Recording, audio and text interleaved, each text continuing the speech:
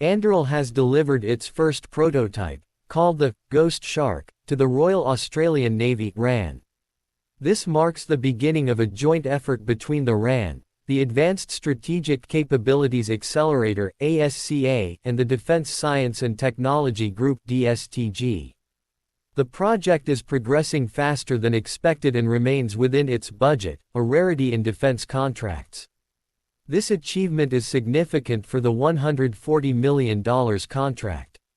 The Ghost Shark, an extra-large autonomous undersea vehicle (XLAUV), will undertake crucial missions for the RAN in the Pacific. 3 of these vehicles will reach the RAN in 3 years.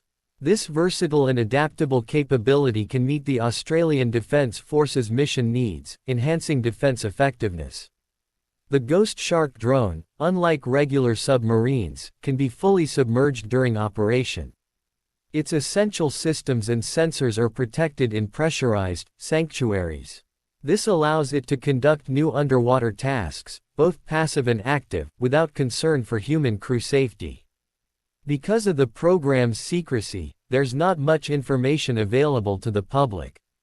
However, Admiral Quinn hinted that Ghost Shark might be controlled remotely from various places.